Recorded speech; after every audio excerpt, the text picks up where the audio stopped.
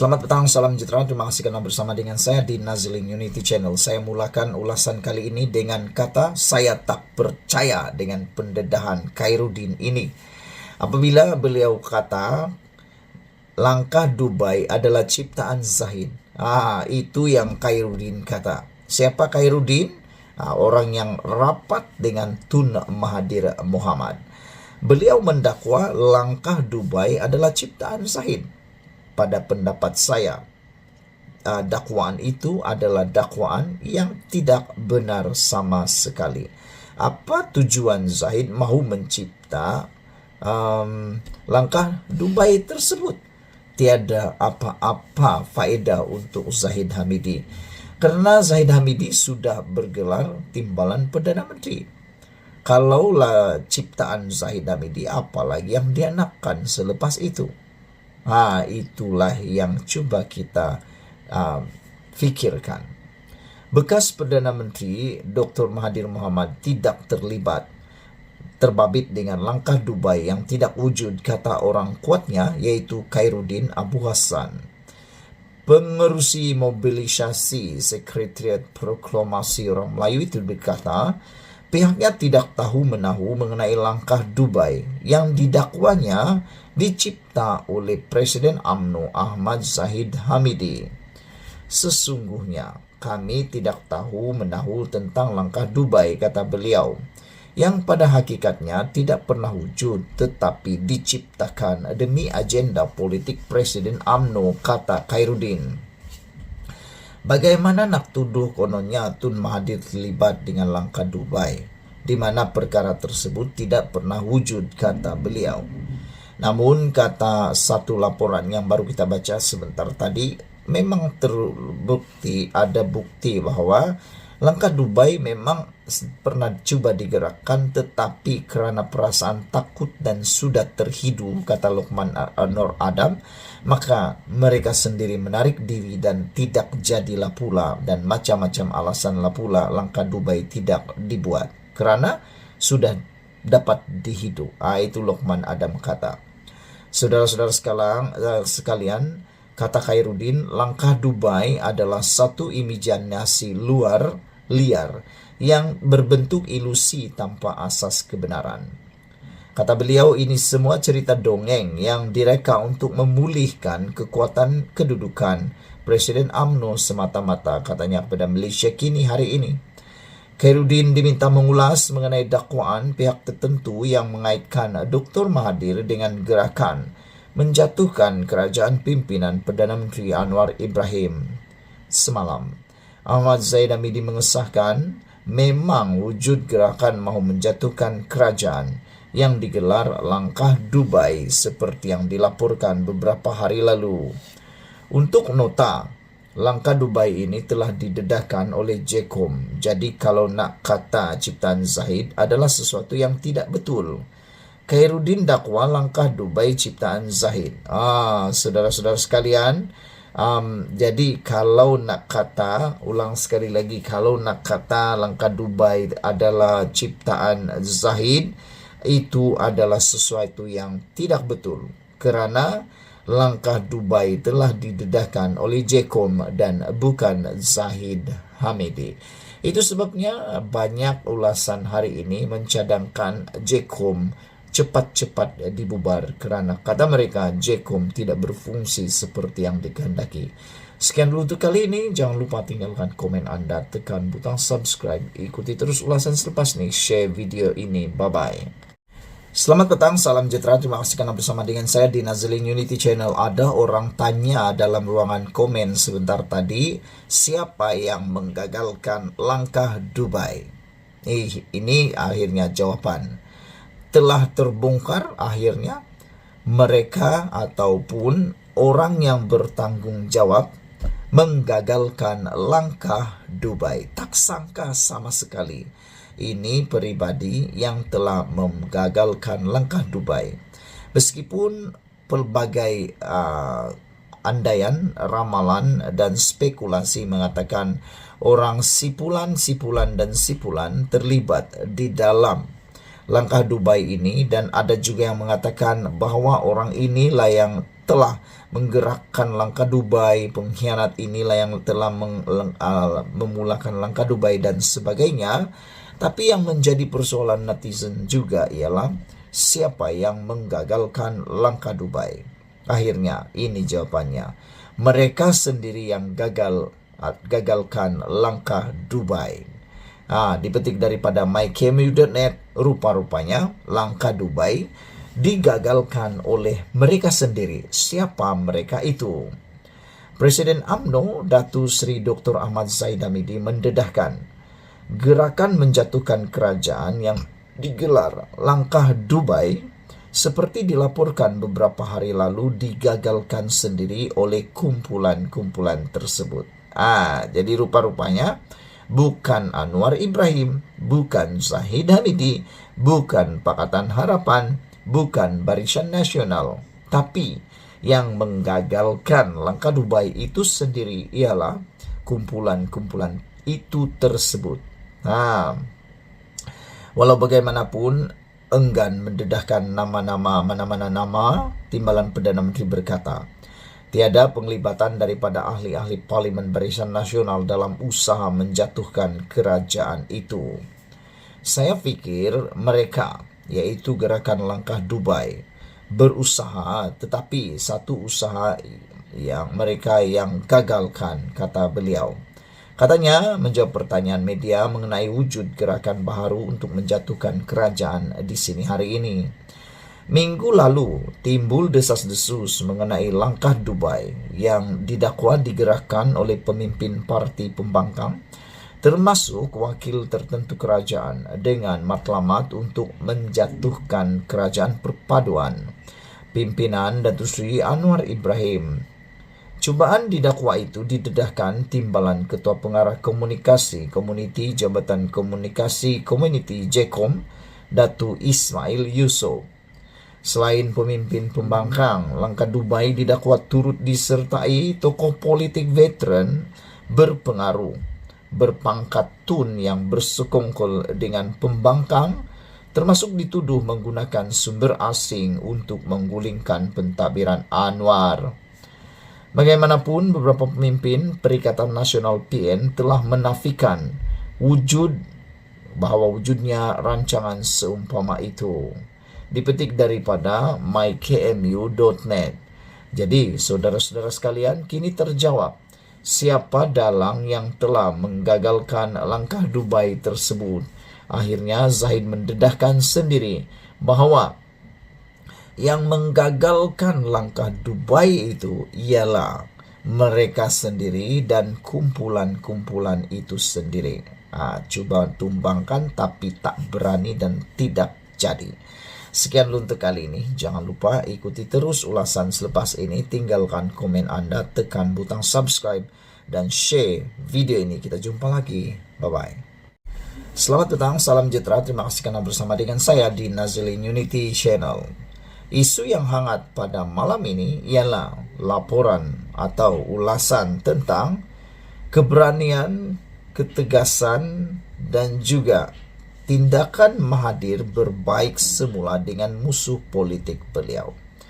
Ada orang mengatakan bahwa tindakan Tun Mahathir berbuat sedemikian adalah tindakan yang meludah ke langit kena muka sendiri, kata mereka. Ada juga yang menggelar tindakan Tun Mahathir berbaik dengan musuh politik adalah tindakan terdesak. Ada juga yang menggelar tindakan Mahathir berbaik dengan musuh politik adalah tindakan yang tak tahu malu, kata mereka lagi. Ini kerana, kata mereka, apabila sudah terdesak, apapun sanggup dilakukan oleh sesiapa sahaja, kata mereka. Apa pendapat Anda tentang isu dan ulasan Mahathir berbaik dengan musuh politik? Ditulis oleh Norman Redzwan di Harapan Daily. Siapa yang mengikuti sejarah politik Mahathir akan tahu beliau adalah politikus paling licik dalam sejarah politik negara menurut laporan ini. Politiknya sejak era 60-an sehingga sekarang masih menggunakan kaedah, teknik dan pendekatan yang sama. Kaedah dan pendekatannya sama, yaitu berbaik dengan musuh politik, yaitu Tengku Razali, berbaik dengan musuh politik yang pernah diaibkan, Anwar Ibrahim, berbaik dengan musuh politik yang dikafirkan, PAS, dan berbaik dengan musuh politik yang dibenci, yaitu DAP. Satu lagi teknik pecah dan perintah seperti yang dilakukan di Sabah hingga parti bangsa Dusun Kadazan berpecah. Seperti kata Ismail Sabri suatu ketika dahulu, Mahathirlah punca orang Melayu berpecah. Mahathirlah wujudnya S46, semangat 46, PKR, bersatu dan pejuang. Maka beliau wujudkan perpecahan kepada orang Melayu yang dibuai mimpi oleh permainan politik agar orang Melayu tidak bersatu. Mahathir bolehlah dianggap sebagai serial politik assassination dengan mematikan musuh politiknya. Tunku Abdul Rahman, Tun Hussein On, Tun Musa Hitam, Tengku Razali Razali, Datuk Seri Anwar Ibrahim, Tun Abdullah Badawi dan Datuk Seri Najib adalah antara mangsanya. Musuh-musuh politiknya ini yang tidak dikehendaki atau mau dijatuhkan karier politiknya akan diwujudkan pelbagai cerita untuk menanam kebencian ahli dan rakyat. Sekarang beliau bersama PAS. PAS sebenarnya adalah mangsa terbaru. PAS lupa begitu ramai tokoh politik UMNO yang dikain-kapankan oleh Mahathir kerana kepentingan pribadinya. PAS mudah lupa apa yang dikatakan oleh Mahathir.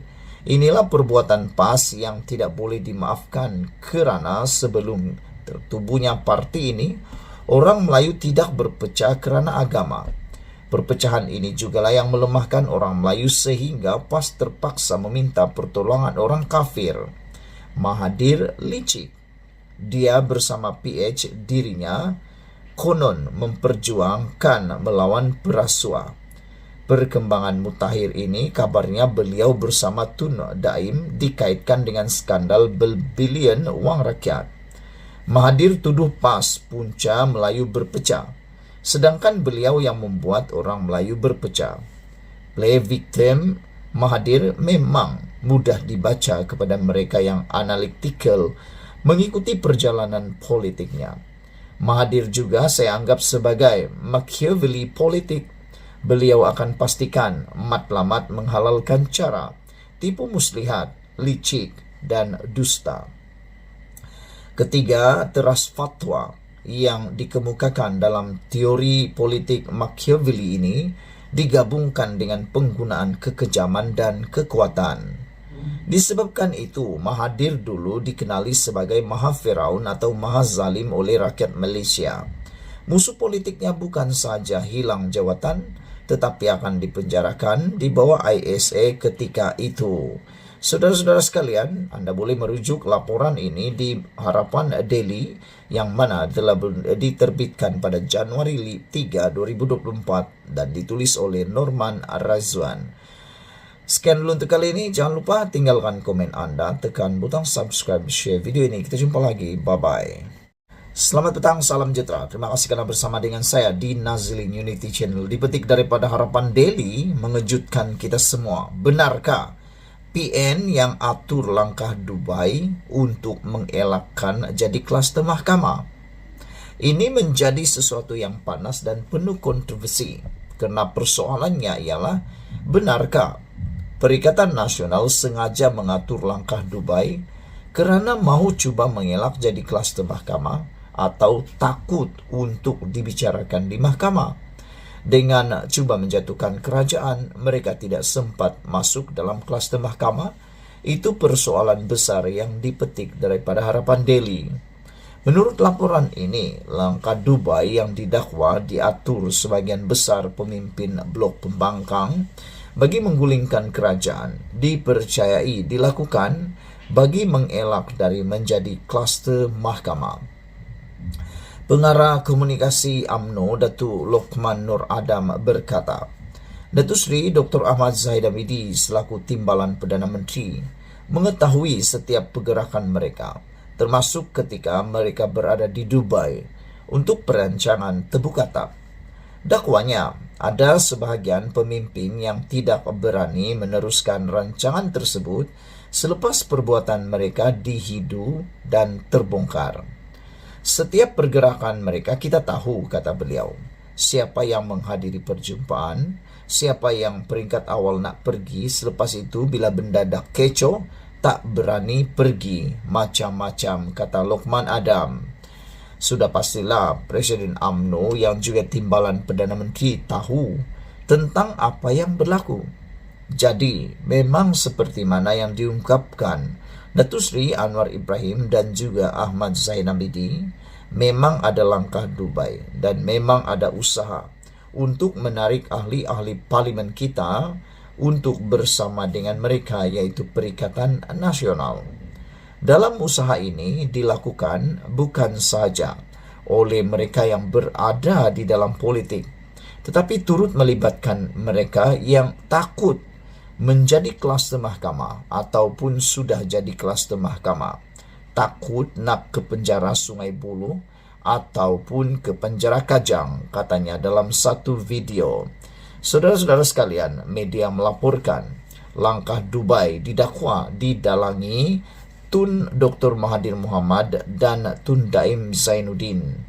Daim yang sedang disiasat Suruhanjaya Pencegahan Rasuah Malaysia SPRM kerana rasuah dan pengubahan wang haram, dikatakan sanggup membelanjakan ratusan juta ringgit untuk membeli ahli parlimen kerajaan. Namun Lokman berkata, biarpun Daim mempunyai kekuatan keuangan yang luar biasa, beliau tidak akan mampu menumbangkan kerajaan dan membentuk kerajaan baru. Kerajaan baru tidak mungkin dapat dibentuk tanpa perkenan yang di-Pertuan Agong dan tanpa perkenan ketua-ketua parti yang akan memutuskan secara en blok parti mereka mahu menyokong siapa sebagai Perdana Menteri. Dua perkara ini dah tentu tidak mungkin akan berlaku. Ada usaha cuba buat kacau je. Usaha tarik ahli parlimen memang tak boleh, katanya, sambil menambah bahawa dakwaan Daim belanja sehingga RM750 juta ringgit untuk membeli wakil rakyat kerajaan adalah tidak logik. Ingat apa kata beliau, Daim nak belanjakan duit dia sesuka hati dia macam tu. Dia nak belanja mestilah ada end result dia. Orang takkan mengeluarkan modal untuk sesebuah perniagaan kalau dia tahu tak berjaya, kata Lokman. Kalau duit asik keluar beli ahli parlimen, kerajaan tumbang, tapi tak boleh dibentuk kerajaan baru yang boleh memastikan dia selamat daripada menjadi kluster mahkamah. Buat apa dia bayar, kata beliau lagi. Saudara-saudara sekalian, ini satu pendedahan yang panas, berani, luar biasa daripada Lokman Nur Adam. Sejauh mana kebenarannya terpulang pada anda, sejauh mana kebenarannya kita lihat nanti. Apa pula pendapat kamu? Sekian dulu untuk kali ini, ikuti terus ulasan selepas ini.